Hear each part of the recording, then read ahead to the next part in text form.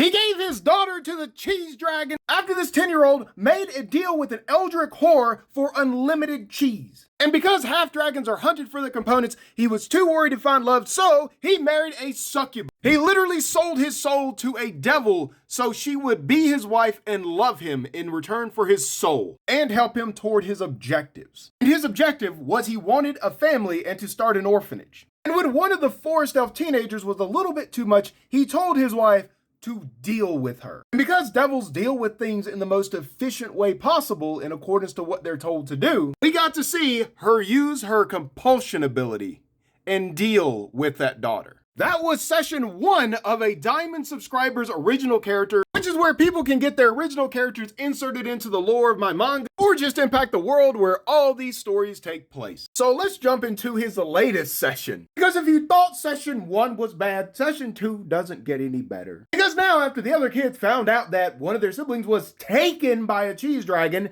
they were like, we're gonna go rescue her, and Cairo kind of had to go along or give away the rest of the family. Oh, the family's on the road, and they make it to their first stop, which is a tavern. As he's going to rent a room, he ends up coming back to find that some orc is hitting on his wife. And so he comes up and puts his arm around the wife. It's like, hey babe, how's it going? And him and the orc start to go back and forth with some passive aggressive threats. And it turns out that this orc is a guard, and he notices all these different kids of all different races. And he's like, do you have papers for these kids? And Cairo begrudgingly gives him the papers. And the guy, because Cairo thinks he's just trying to get a rise out of him, the guy actually goes and looks at the adoption papers, matches the pictures with the kids, and then hands it back to him. Lets him know that there's some weird things going on, so he just has to be sure. But at that point, one of the younger kids is like, I want to go outside and play. So he's like, okay, Jamie, you go watch the kids. Keep in mind, she's got a 1-year-old and a 2-year-old that she's taking care of. She's like, why don't you go do it?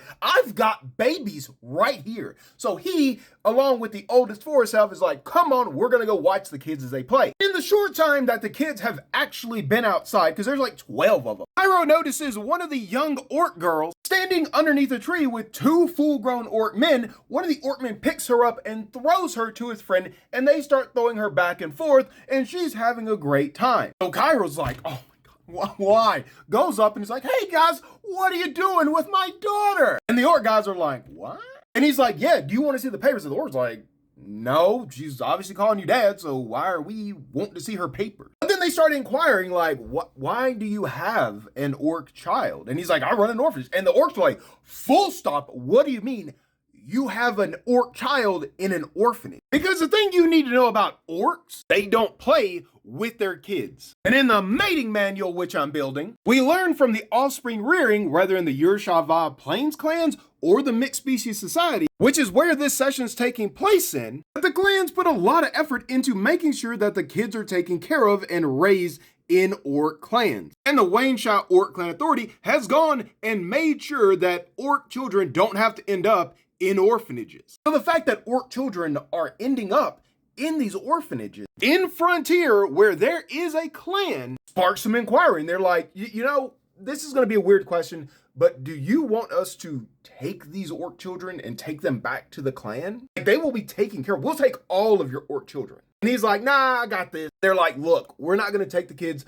but when you get to the next town, if you feel that, you know, it may be a little bit too much, go to the clan and they will take these children and give them good homes. So they give the kid back to him, and he goes back to where the forest elf that's supposed to be watching all these kids is, and he's gone. So he's like, oh great, now I gotta find this kid. So he goes around the building to find that his son, his teenage son, is pressed up against the wall with a forest elf woman, big boobied and all, with that arm post, looking at him like he's a whole snack salad. He's like, what are you doing? And the woman looks over, and the son like walks past him. And instead of being like, son, are you okay? He's like, we'll talk later. So he wrangles all the kids, goes back in, starts eating the food that they ordered, and notices that the big boobied witch woman is in the back with a group of other women that are all dressed very scantily except for one, and she looks like a warrior. And so when it's time to go to bed, he's like, I want to go actually see that woman. Like, I want to go ask her some questions. So he goes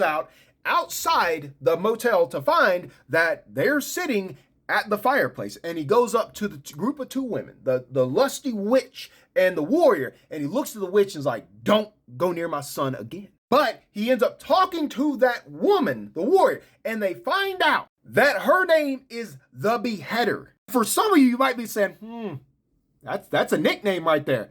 Specifically, her name is Renegade the Beheader, and she tells him she is known for killing Kindred the Red. He has an illusion spell up, but he is a red dragon Drakeen, which means one of his parents is a red dragon. So what do you think he does next? I'm gonna give you a second. What do you think he does? He pulls off the ring of disguise, revealing that he is a red Drakeen.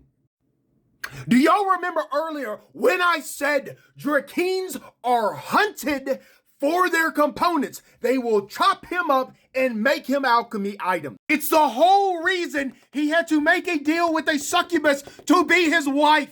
Okay, we can recover from this. And Renegade's like, okay, are you here for revenge? Why? Okay, why are you revealing yourself to me? And he's like, because I want to be honest with you so we can have an open dialogue. I'm not worried because my wife over there in the window looking at us will solve any issues we have. And he alludes that she might not be mortal. You know why this is a problem? In chapter 4, The Devil's Deal, we learn people are being sacrificed. We learn that there are cultists about. And Pan the Brimborn, who is a devil, is like devilcraft. And in chapter 6, we get introduced to the Soul Hunters, who is the Great Collection's religious police where they shoot first and inquire later. If their left ovaries twitch at the idea that you might be a heathen, which means you're making deals with demons, devils, angels, the planar spirits, or gods, they will make you march and they will pike you in front of everybody. And Renegade flat out asks him, like, are you saying that, like, she's a demon or something? And he's like, yes. He admits he made a deal with the devil. So not only is he a Drakeen, but he's admitted he's a heathen. And so their conversation comes to a peaceful end. But when he goes back to his wife, the same succubus who was willing to dominate one of her kids who she helped raise and remove her from existence because she was told, stop her from being a problem. Jamie's not too happy that he just revealed she's a devil because it flies in the face of everything that she's trying to do, help him reach his dream. So she's like, you gotta go kill her. You gotta go kill the whole squad. So he's like, okay, I'll go deal with it. He finds out where the renegade is sleeping, goes and knocks on the door to the person who he's supposed to be assassinating. No answer. No answer. So he just opens the door. Hello? No response. Notices underneath the bathroom door that there's some light. Hello? After announcing himself again, not getting a response, he opens the door and notices she's underwater in the bathtub. I bet you 5 diamond subs you won't guess what he does. He goes and pokes her with his staff instead of killing her. She's coming up with nude, like, what are you doing here? So they start talking. He tells Renegade what his wife sent him to do. So Renegade's like, all right, are we gonna do this? And he's like, look, I don't want to kill you. And she's like, how about we fight? And if I win, I'll knock you out. Me and the party will leave. And he's like, I'll just let you win. And she's like, no, that's not how devils work. She's going to kill you if you go easy on me. So we're going to do it for real. If you hold back, I'm going to kill you. So they start fighting. She is a whole couple levels weaker than him. But, oh my God, do the roles not agree with him. She waxes this man. He wakes up the next morning with his wife looking over him like, bro, what happened? Renegade and the party are gone. And he gets a tongue lashing from Jamie. And he's like, do you love me? Like, besides the fact you're forced to be with me? And she's like, yes, I do love you. But you were making it really hard.